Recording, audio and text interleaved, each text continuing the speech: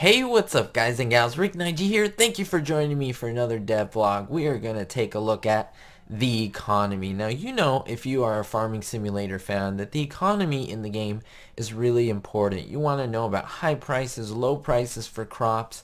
Now, a lot of that is going to carry over to 17 from 15. Okay, so some things are not going to change, but some things will. And a lot of people, of course, will be playing 17 for the first time, as in that they will actually be first-time players. And so I want to introduce everyone to the new system, or just the system that you're not aware of, or if you're aware of, just for the changes. So let's take a look, guys and gals. Let's look down here at the basic economy. So here's what Giants is telling us. This is very familiar. The red arrow, if you ever look at prices, so if you select that, means the price is going down. Green arrow means price is going up. I'll show you what I mean in a little bit. I'll show you an image. Blue, there's a great demand for this type. So anytime you see blue, that means that someone wants it. It says unloading stations are competing with each other, so a station may detect a sudden need for a certain commodity. When that happens, a temporary demand peak starts. Now this is really important, guys and gals. During that peak, that demand, when people want stuff, the unloading station in question offers a really significant higher price than usual. You'll receive a message as soon as peak demand starts. You can look up your current demands and prices in the menu. Green means the price is very good. That's for the actual letters of the price. And then red, price is very low. Let me just show this to you. And this screen, or this image, shows us a lot, guys and gals. This is the price screen. Look at this, 1,000 liters, or prices is per 1,000 liter. That's super important because before we didn't really know this. Like, I guess you assumed it. So let's look over here at the sell points. Now, I don't know if these are all of them, but it seems like they probably are. Look over here. So these are the choices we have. First, this farming silo. This is our crop. So this is what we have right now. Let's say in an example game. We have the barn. The barn is another location where you'll be able to store your crop. Remember, this, you will have a limited amount. You cannot have unlimited crop in 17. You can, whatever overflow, you got to put it in the barn. So you have the Denton Bakery, Goldcrest Pacific Grain, Gomez Ridge Acres, Maplefield Mill, Mary's Farm, McLean Biogas Plant, the Spinnery, Stanton Sawmill, and Wright Agribusiness. So here's an example. This is wheat. I have 15,000. The Denton Bakery, this is a pretty basic price. However, here you can see they really want barley, or it's a good price over here. This is for canola and so forth. So you're supposed to go up and down. So basically, Gomez Ridge, the price is starting to go up. This would be a very good price. Although if you want to sell immediately, this would be your best bet. This is going up as well. And so if we take a look at barley, for example, this is a good price, 832. But if you look over here, this one is going down, and this is horrible, the 487, but it is going up. And so that gives you an idea, guys and gals. There's a great demand over here for Mary's Farm. Mary's Farm really needs canola, according to this. However, it might benefit you to sell it at the Denton Bakery. You know, you might get those things. So it's interesting to look at. Pause that if you want to take a look at that. But this is really interesting because your prices will change daily in accordance with supply and demand. So you can influence prices. I think this is one of the biggest changes, at least it's very apparent. So apparently if you have 100,000 wheat, let's say, and you dump it at Mary's, Mary's Farm, you will make the demand at Mary's Farm super low because they have a lot, and everywhere else it might go up. Or they might even not need so much wheat because you just sold a lot. So that's super important for you to know. Here's an example. If you sell wheat and only wheat for several days, demand will decrease and the price will fall. This also means that prices for commodities that you don't really sell will go up. And so you could be really intelligent and use this for your purposes. Here are all the selling points, which I went over.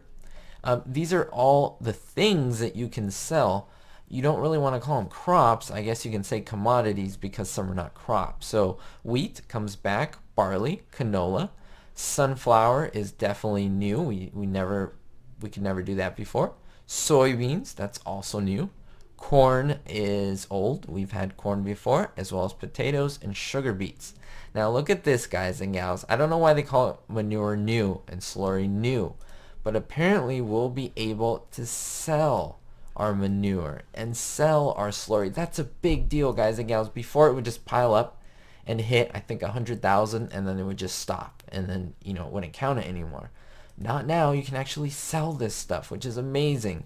Wool, that was implemented before. Wood chips, that was also implemented. Round and square bales, that's familiar to us. Straw, hay, grass, and silage, also familiar. So that is really, really cool. Now, as well as if you look at the Stanton, sawmill, you can sell wood there directly. So that's very important to know. But it's also good to know that you can place a beacon, guys and gals, on any selling point. You can actually place markers on your map to be able to find your way, and also say, hey, I gotta remember, I'm gonna drop this off at, let's say, Denton Bakery. You add a marker right there, and then boom, you can go there.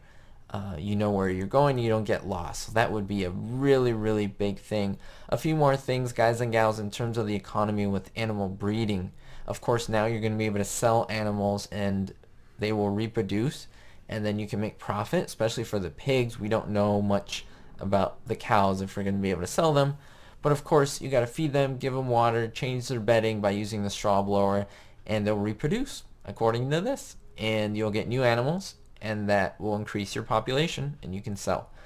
This is super interesting, guys and gals. This is one thing that honestly I don't know if I'm too happy with. Like, I'm not upset, but I'm kind of reluctant, to be honest with you. Let me know what you think in the comments down below. Your vehicles will age over time. Each day you'll pay a maintenance cost to keep them out of disrepair. That was always in the game. However, as with time and lots of vehicles, it might be worth selling your old tractors to replace them with new ones. So basically your vehicles will get old and there'll be like damage, I guess. I don't know how I feel about that, guys and gals. Let me know what you think. Fields on the map aren't just part of your farm. They are owned by other farmers. Now, let's say the field next door, field 17, has canola on it. There will be a mission that says, hey, you want to harvest my canola? I'll pay you this amount. Now, you can do that for them.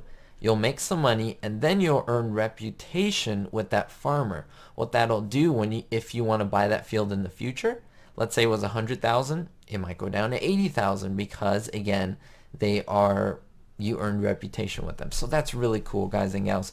In terms of income from placeables, you can place all of these on your map and use them for sources of income. Apparently, according to this, greenhouses will let you produce tomatoes and lettuce. That was already in the game. In order to make money from them, you got to fill the water tank, and also, fill the water tank. There's nothing that talks about manure here, which is really interesting. So is it just water? We'll have to see, guys and gals. But that's about it. Let me know what you think about this. Again, I'm really reluctant on this vehicle aging. It doesn't sound too bad, but if I'm going to have a vehicle for a while and I have to sell it and then maybe get something else, like by force, I don't know how much I like that. We'll just have to see, guys and gals, when I play. Let me know what you think down in the comments below. Don't forget to hit the subscribe button to get all the latest news on 17 right before it gets out. And also remember, I will do a Let's Play on the game, so keep that in mind. Don't forget to give this video a big thumbs up. And don't forget, guys and gals, be hopeful.